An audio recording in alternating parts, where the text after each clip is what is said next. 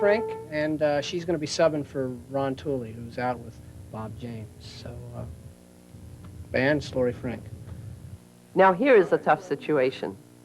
Coming in cold to do a recording session. No rehearsal, just sit down and play, and do it right. Here we go, we're rolling. Okay. All right, let's go.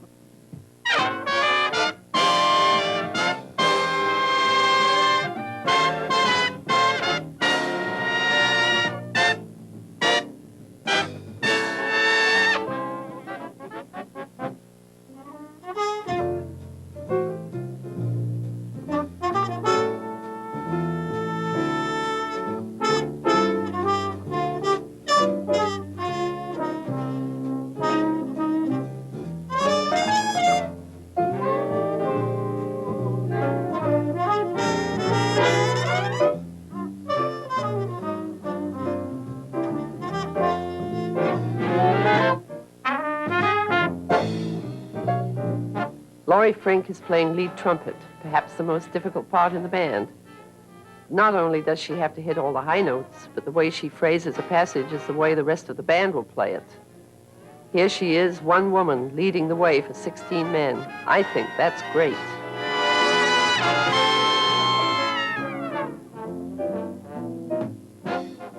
I'm Marian McPartland, and I'm happy to say that Lori isn't the only one. There are women everywhere in jazz, playing the trumpet, saxophone, drums, all the supposedly masculine instruments, and playing them very well.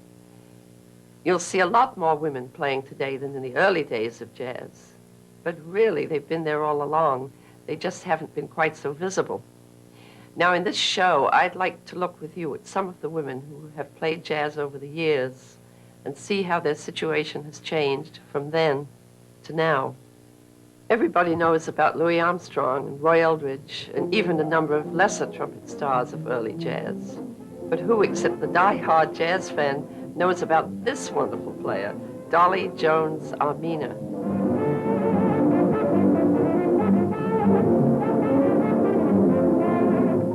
This scene is taken from a feature film made in 1936. But this tryout situation in which Dolly has to prove herself to some skeptical males is not just film fiction. It often was this way for female instrumentalists, and sometimes it still is.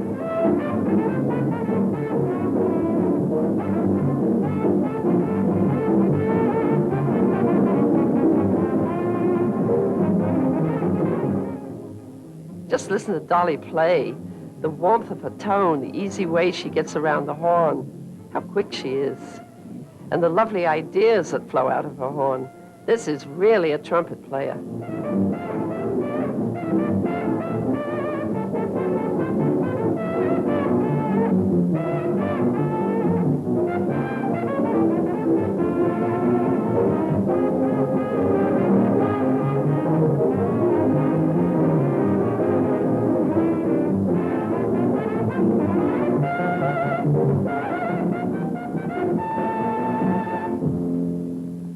We are fortunate to have this film of Dolly, but very little information on film, records, or books exists on other women instrumentalists, though we know they were around.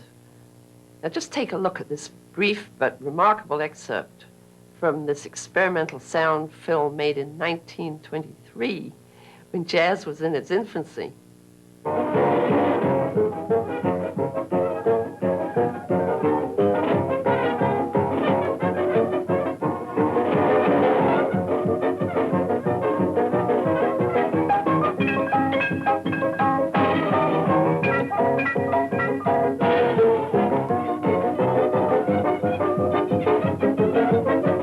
So even then, early in the history of jazz, there already was a group of women musicians playing all the jazz instruments. I find this film fascinating. Who were those women, and where do they come from? We don't know anything about them. And how many other women at the time were also playing instruments, trying to get work as jazz musicians? Some women managed to pursue careers playing jazz, but they were almost all piano players. Lil Hardin, for instance, who played with King Oliver and Louis Armstrong. She later married Louis and wrote some of the songs he first recorded. And then, of course, there was Mary Lou Williams, whose career began in the 20s. But for horn players, it was a different story, and that had to do with the prevailing attitudes towards women. Women weren't even supposed to play jazz at all, let alone blow a horn or play the drums. That took the sort of breath control and strength that only men were supposed to have. And like any woman who wanted to have a career, women trying to play jazz faced the pressure of being told their responsibility was to the home and their role was to get married and raise a family. These were the attitudes of the time, and they took their toll. Women were rarely encouraged to play an instrument, nor were they easily accepted once they could. As a result, there were less women who even tried, and more who dropped out along the way. To me, these early women instrumentalists who stuck it out and endured were pioneers, the forerunners of all of us playing today. While there is a lot we don't know about early jazz women, we can get some sense of what things were like by looking at the big band era, which began in the 1930s. This was the music America listened to and danced to back then, and there were big bands playing everywhere. Here is the Jimmy Dorsey Orchestra. No women here, as you can see. The band swings, and it has some good individual soloists. And Jimmy is serving a legitimate function in front of the band, leading them musically and contributing a nice clarinet solo.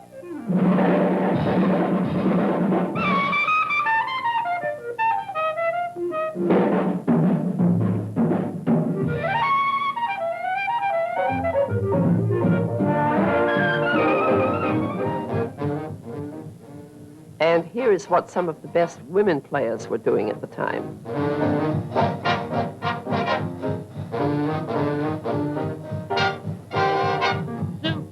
It's fast, it's cute, and it's mellow. Zoot, it's a rhythmical scoot like a cello. Well, all rude, give it a boot, swing it, fellow. Zoot, it's quicker than quick without gender. Zoot, it's a musical toot on a bender. Well, all rude, give it a boot, it's a sender. Even though this was one of the busiest periods in jazz history, the work wasn't with men. It was with all-girl orchestras. That's what they were called. Like this one, led by Thelma White. This band swings, too, and they're all good musicians. And the soloists are fine. Listen to that exciting tenor player.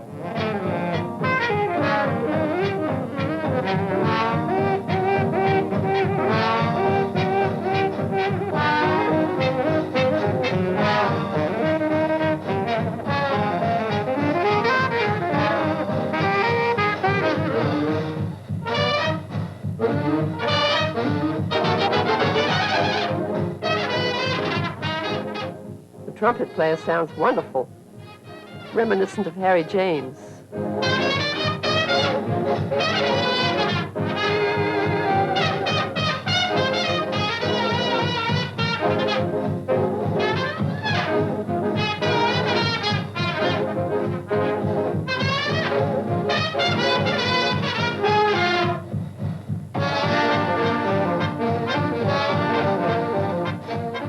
And the musicians are playing together in perfect precision.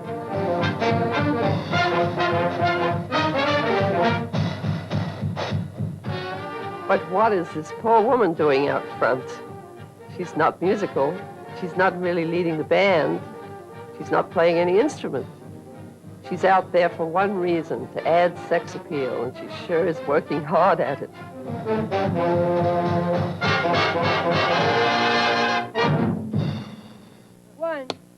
One, two, three, four. We just skipped 40 years to see how much the situation has changed since then. Can't get my motor to start. Can't get my motor to start. Can't get my motor to start. I can't get my motor to start. Can't you get it to go? No. Is your battery low? No, I don't think so. This is the dynamic Carla Bley, composer, instrumentalist, leader. This is her band. The musicians are men playing her music, music that Carla has written and arranged. The choke must be broke. Uh-oh. She's in front of the band because she belongs there, singing the tune, leading the musicians, and generally creating the sound she wants to hear.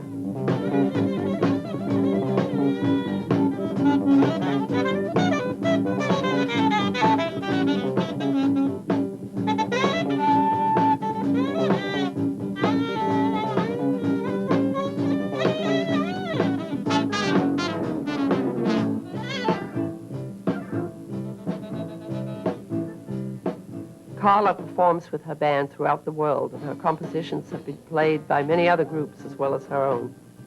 Her music ranges from jazz suites to humorous songs like this one called Can't Get My Motor to Start.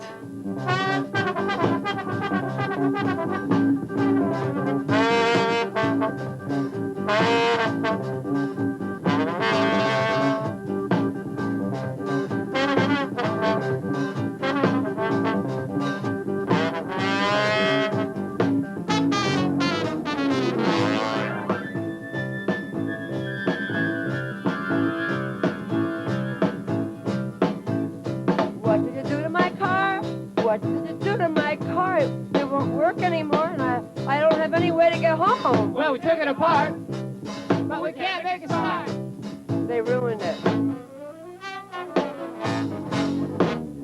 We want to go for a ride. Let's push over a hill. Oh. We want to go for a ride. Let's push over a hill. What? We want to go for a ride. Let's push over a hill. Over a hill? Oh. Then it will go by gravity.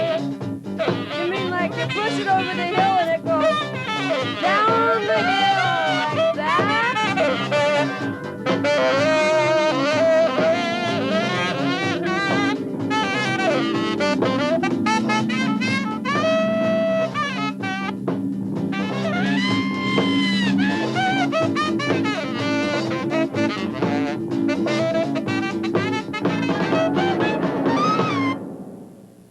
What happened between then and now?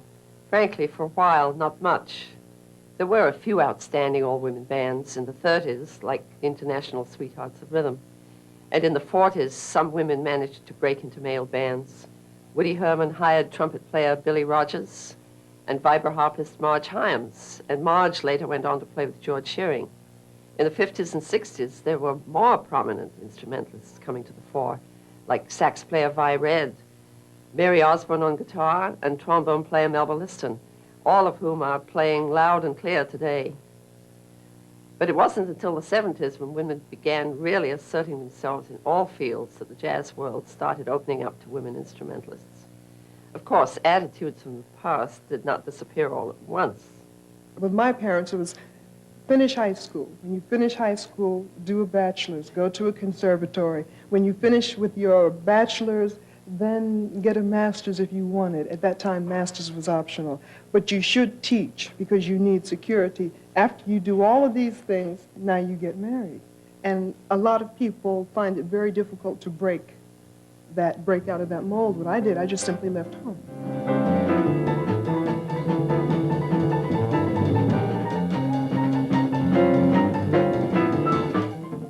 This is Sharon Freeman leading her own group. It wasn't easy for Sharon after she left home. She had to put herself through school, supporting herself through teaching and an occasional job with a band. But she made it, and now she's in steady demand as a pianist, French horn player, arranger, and composer.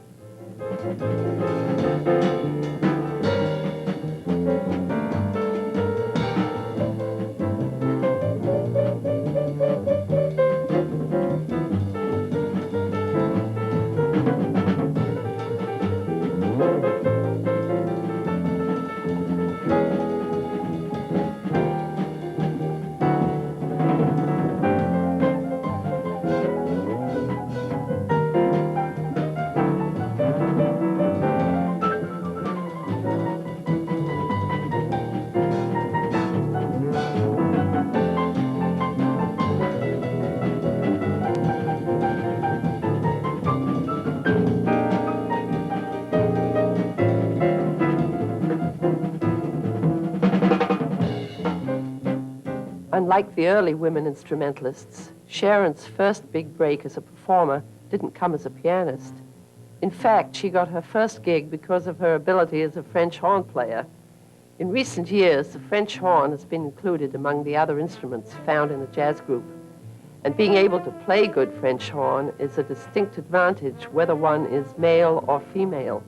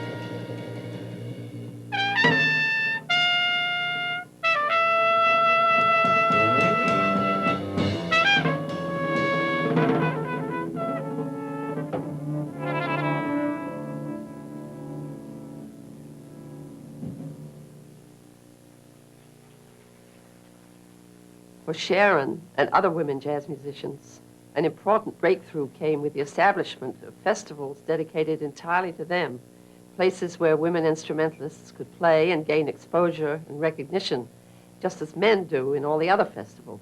Here are Carol Comer and Diane Gregg, co-founders of the Kansas City Women's Jazz Festival. We were driving back from the Wichita Jazz Festival, which was a tremendous event, and we're lamenting the fact that Kansas City had nothing comparable. Kansas City being the cradle of jazz, we thought that was kind of sad. And so Carol said, I have a radical idea. Why don't we put on a women's jazz festival in Kansas City? That came out of the fact that women very rarely ever get featured at jazz festivals anywhere in the world. And we laughed about that for a while on the way back from Wichita. And the longer we drove, the more reasonable and rational the idea seemed. So when we got back, we called Marian McPartland. She was very excited about it. We had both met Marian. She said, I don't think it's ever been done. Let me know what I can do to help. I would love to be a part of it. We incorporated in May of '77, had our first board meeting in June of '77, and had our first festival in March of '78. And this is number 4.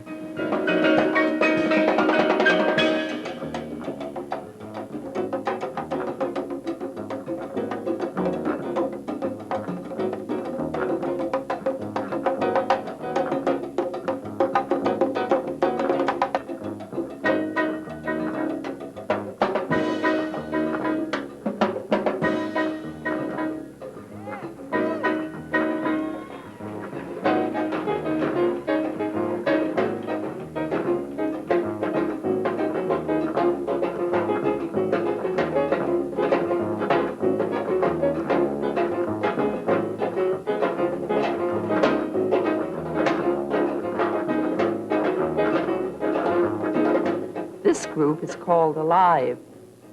They formed their group not only out of a desire to play together, but out of their common belief in the goals and concerns of the feminist movement. They bring an exciting, percussive approach to jazz, and they're obviously up for their festival performance.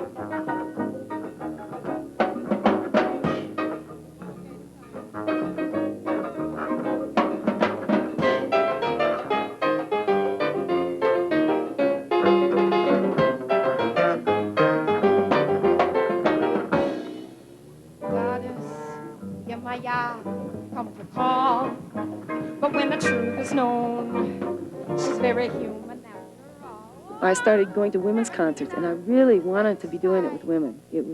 Seemed real important to the heart of what it was I wanted to do, to be doing it with women. So I went to some festivals, the one in Champaign-Urbana that you may know about, and the one in Michigan. And I realized there was a place for me. There weren't hardly any other scat singers. And I said, boy, if I could get a band together, this would be really good. This isn't happening yet. So I went back home, and I went to this jam session for women in jazz, and there was Carolyn playing her ass off. I said, oh, boy, this is great. And then we played a gig together, and Vinnie came to the gig, and she got all turned on and came up afterwards and told us she was a cellist and bass player. And then we hooked up, and it's been a real opening experience. I've started writing music for the first time in my life so that my own creativity is really involved in terms of the music itself. I fortunately came in at a time when these women's jazz festivals were getting very much in vogue. I think it's something that was in the air about 3 or 4 years ago. It's now a little bit cooling out a little bit, which I think is even better. Why?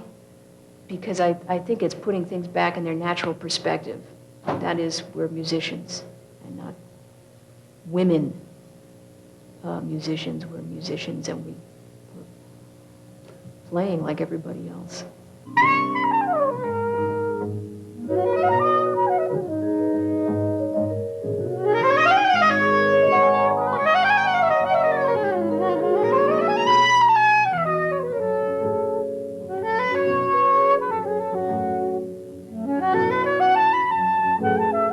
This is jazz saxophonist and composer Jane Ira Bloom. And I think she sums up where we are today, or at least where we're going. We're musicians with no qualifying word needed, like male or female, just musicians.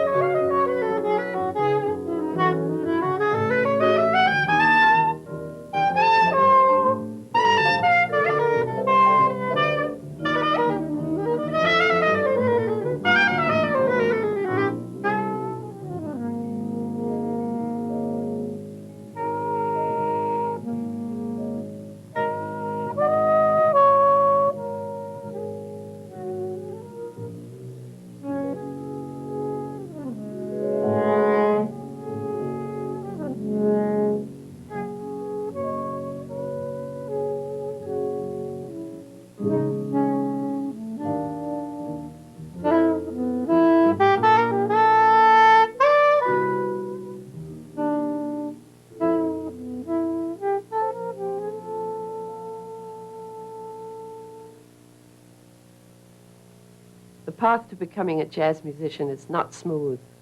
It takes patience, practice, dedication, commitment, talent, and not a little luck. There are already enough obstacles on this path. Women shouldn't have to face any more.